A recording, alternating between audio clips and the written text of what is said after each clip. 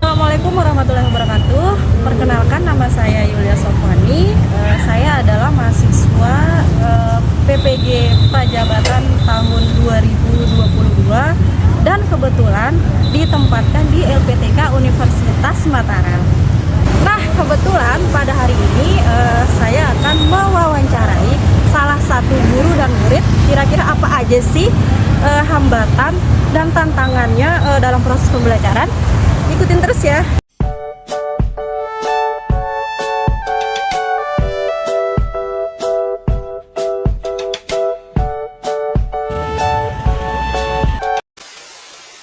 Hasil wawancara dengan guru. Apa saja kendala dalam proses pembelajaran bisa dikaitkan dengan kurikulum baru.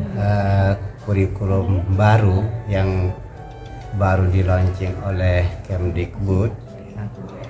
Jadi pada dasarnya kalau kita ditanya sebagai seorang guru harus mengikuti arus yang sudah digariskan. Nah, kalau ditanya masalah kendala, ya sebenarnya kendala itu yang membuat kendala itu adalah kita sendiri. Ya, artinya tentunya di sini sebelum kurikulum ini diluncurkan, guru saya dan teman-teman juga sudah sering mengikuti acara-acara webinar, seminar dari yang diselenggarakan oleh Kemdikbudristek, sehingga kami secara garis besarnya sudah tahu kemana arah dari program itu. Cuman di sini kan terkadang untuk di wilayah Kota Mataram, ya karena di Mataram itu tidak ada yang statusnya sekolah penggerak. Piloting proyeknya kemarin ada di Bima sama di Lombok Timur, ya. Sehingga di sini terkait dengan misalnya pembuatan bahan ajar, berarti kami harus sering-sering berdiskusi dengan sesama teman guru di dalam lingkungan sekolah itu sendiri maupun guru yang sebagai pelaksana daripada kurikulum Merdeka tersebut. Nah, di mana pada tahun pelajaran 2023-2024 ini sekarang ini kita sudah harus melaksanakan kurikulum itu yang diterapkan pada kelas 10. Cuman kembali lagi di sini tergantung dari pilihan pada saat kita mendaftarkan kurikulum mana yang kita pakai. Model. Ya, di mana di situ ada 3 model, ya. Jadi ada yang kurikulum yang dikatakan kurikulum Merdeka belajar mandiri, terus apa ya, belajar berubah dan belajar berbagi. Kebetulan kita di SMAN 1 Mataram itu mengambil poin yang kedua, ya, belajar berubah. Ya, seiring dengan berjalannya waktu, ya, sebelum mulai KBM itu sudah beberapa kali sekolah mengadakan kegiatan yang terkait dengan masalah ini, sehingga kalau dari segi pelaksanaannya aman dan lancar dan bisa berjalan dengan lancar, ya. Apa saja hambatan ketika proses pembelajaran di dalam kelas? Siswa, terkait dengan siswa, jadi sebelumnya dan itu rutinitas kami lakukan di SMA 1 Mataram, yang walaupun dulu sebelum penerapan daripada kurikulum Merdeka ini, soalnya yang dulu-dulu itu sudah boleh kita masukkan ke situ sebenarnya. Misalnya seperti kita mengadakan bimbingan mental dan teknis sama siswa terkait dengan psikologisnya. Dan terus anak-anak kita adakan pesantren kilat yang mendukung program itu. Nah, terus siswa juga melakukan kegiatan pramuka juga yang harus diinapkan. Ya, artinya di situ kalau kita lihat dari proses itu anak-anak sudah siap untuk menerima.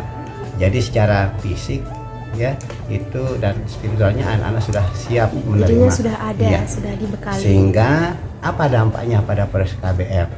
Nah, jadi pada proses KBM mungkin perlu ditinjau bahwa itu sudah berjalan dengan baik, sehingga kemarin kita menggunakan sistem blok untuk proyek P5 itu sudah terlaksana. Jadi sudah terlaksana 2 minggu yang lalu sampai kemarin ada pesta demokrasi itu langsung kita ngeling dengan KPU sebagai narasumbernya pertama di sini memberikan pengarahan sama siswa, anak langsung beraplikasi. Jadi pemilihan ketua OSIS dan wakil ketua OSIS di SMA 1 Mataram kita terapkan kayak pemilihan presiden tersebut. Langsung diterapkan. Jadi anak-anak tidak merasa kesulitan karena semuanya sudah kita kita fasilitasi di awal. Terlebih kemarin misalnya untuk persiapan tahun depan kami itu kan mengadakan tes psikologis dengan PP Cendekia Muslim untuk mencari sejauh mana anak itu nanti dalam bakat dan minatnya untuk menggali potensinya, sehingga nanti pada saat kelas 11 pada peminatannya itu nanti di situ sudah terbaca, oh ini loh dia yang akan ditempatkan di jurusan ini, IPA, IPS, bahasa, nah, seperti itu. Jadi alhamdulillah anak-anak juga dengan sangat antusiasnya dan senang sekali. Hasil wawancara dengan siswa. Hai, perkenalkan saya Rizky Ohedingrum dari SMA Negeri 1 Mataram. Sekarang saya duduk di kelas 12 IPA 5. Pernahkah mendengar kurikulum Merdeka? Kalau dengarnya sih pernah, karena guru-guru juga pernah spill tentang kurikulum Merdeka di kelas. Cuman kalau untuk kita sendirinya nggak diterapkan di kelas 12. Bagaimana proses di dalam kelas? Apakah menyenangkan? Kalau prosesnya sih karena kita masih pakai kurikulum 13, jadinya prosesnya ya kayak normal aja gitu, dimana ada guru yang ngejelasin, terus siswanya kalau misal siswa juga diajak berdiskusi, kemudian ada juga guru yang kalau misalkan dia menggunakan metode yang secara show galeri, yang dimana murid-muridnya itu membuat suatu